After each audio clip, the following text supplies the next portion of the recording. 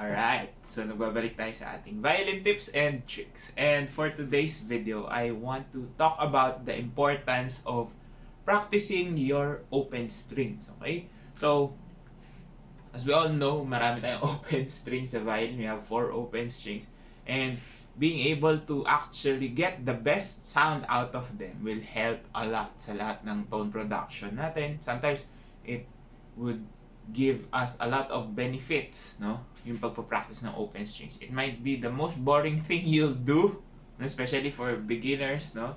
Kasi mahirap talaga siyang gawin because it's very repetitive, pero it really gives you more than enough para mas mapaganda mo yung tone, no? You can sound better, sound louder, and even bigger, no? When you practice your open strings. So when it comes to open strings kasi, akala nung iba, basta lang tugtog ng tugtog, no? So, they prioritize practicing other things like scales, ayan, and then etudes and pieces. Of course, kasama talaga yun. Pero, for me personally, yung practice regimen ko will always include practicing my open strings, no? Yung long tones ba, kung tawagin ng mga wind players, no? Dapat may ganun din tayong exercises. Why? Because every time you stroke the bow, it will differ in sound, no? And being able to tame your open strings will open a lot more possibilities, no? So, even professionals, merong mga tao na parang natatakot sila tumugtog ng open strings. May mga advanced players na parang ayaw na nila tumugtog ng open strings. Because the open strings in general, no? These 4 tells a lot about your playing, no? Because if you don't know how to tame them, nagiging masama yung tunog nila, nagiging overpowering. Why? Because open strings are very, very transparent. Kung ano talaga yung tunog ng instrument mo, it will always translate to that, no? Why? Kasi nga hindi naman natin siya pinipigilan. The vibration of your strings is very, very open. Hence the term open strings, diba? Open yung sound niya.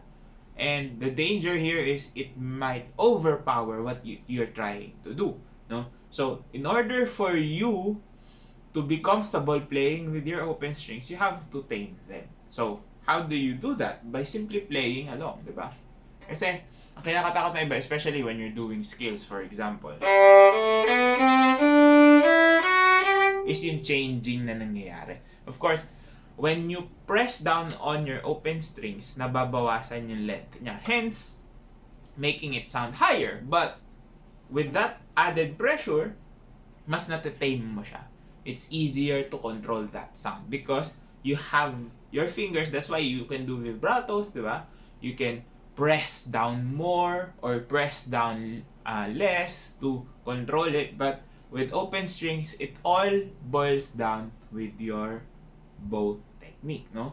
Kung gusto mo siyang palakasin, kayang-kaya. Kung gusto mong pahinain, kaya din.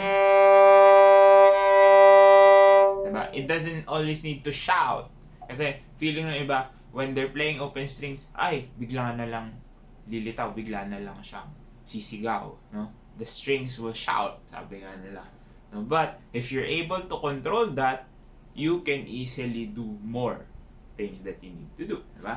Kasi open strings are not just for tone production but also for intonation. Why?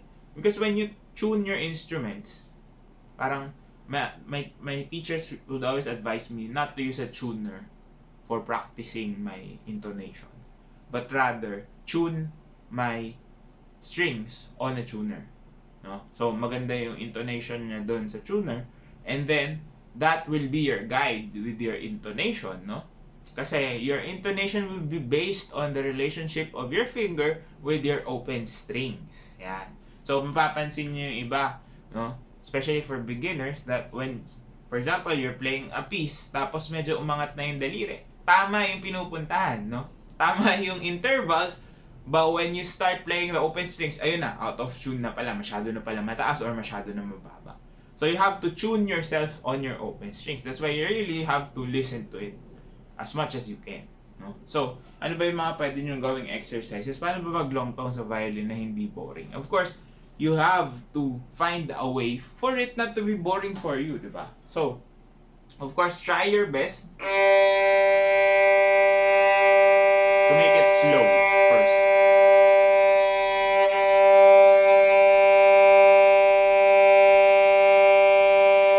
So ako, usually, I try to play it very, very slow para alam ko kung gaano ko siya kaganda makokontrol, no? Because if you're trying to play it slow, sometimes ganito yung mangyari. Dahil hindi pantay-pantay yung speed. You have to get that constant speed so that the sound will remain constant all the way through from your tip to the frog. Diba? Hindi siya magbabago. So, slow but steady, no? If you want to control your sound. And then you can play around making it louder by pressing down a little bit more, or making it softer by letting go of a little bit of pressure. No? Marami kang pwedeng gawin. Mapaglaruan mo yung possibilities that you can actually do with your open strings. And once you get the hang of that, mas madali mo na siya makokontrol. You don't have to be afraid of going away from... Yung iba kasi, pag nasanay na nag-fourth finger, they always use the fourth finger, which is not bad, but there are times where it will hinder whatever you're doing. For example, if you are going up, no, kunwari nag-arpeggio ka, syempre gagamit ka ng open. Why? Because the quality of the sound will depend on the string that you're playing it on. Of course, this is okay, but you have more control, di ba? Pero and magkaiba yung sound, mas open yung sound, di ba? Kaya nga pag nakikita niyo yung mga scale books, they usually put ascending passages with open strings and then descending with the fourth finger. Kasi you're trying to match din the quality of sound. Kasi hindi mo maaalis yung character with that open string. But you can minimize the harshness, no? By how? By controlling how you press on them, no? So instead of having it,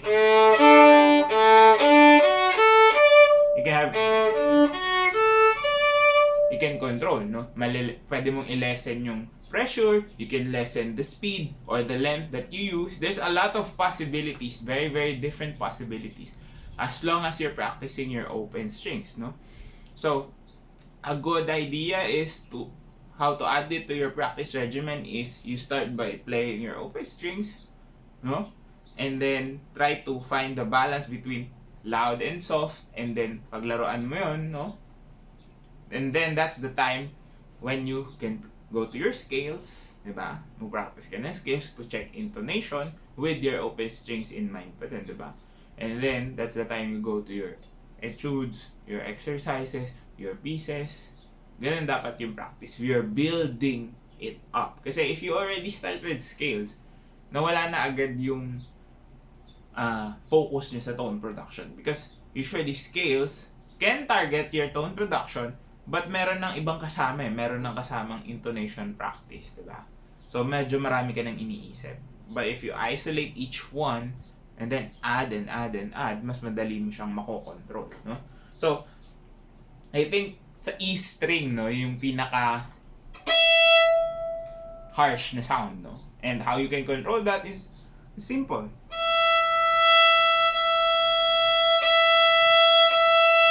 By changing the values, no? So, when it comes to open string practice kasi, its emphasis is really with your bow, with your tone production. Nothing to do with your instrument. But yeah, it gets boring kasi isa lang yung naririnig mo, but if you can play around with that sound, if you try to find what you're looking for in your strokes, no? In the pressure that you give, kasi nag-iiba-iba naman talaga yon, no? You have to have the ability to control those things. Yeah. So, sama nyo sa practice nyo. Try nyo kahit 5 to 10 minutes into your practice routine. No? Just play open strings, whether that's slow, too fast, different types of bow strokes,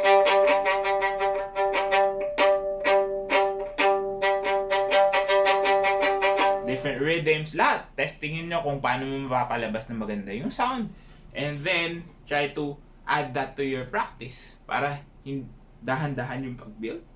And you can still learn a lot about not just your playing but also your instrument, no? Kung anong magandang strings na magre-react sa kanya, anong magandang set up yung okay sa bridge, for example, or maganda ba yung combination ng strings na gamit mo with your violin. That's the most transparent way, no? Very, very clear. Makikita mo talaga yung response na instrument mo. No? So, always give open strings a little bit more importance in your practices. And kung nakatulong tong video na to, please do drop a like, comment down below more content you'd like to see, and of course, subscribe to my YouTube channel for a lot more content coming up. Maraming salamat po sa lahat ng sumusupport sa aking channel. Again, everything you need down in the description box below. Follow me on all my socials, and I will see you on the next video. This has been Ryan Monakil for Violin Tips and Tricks.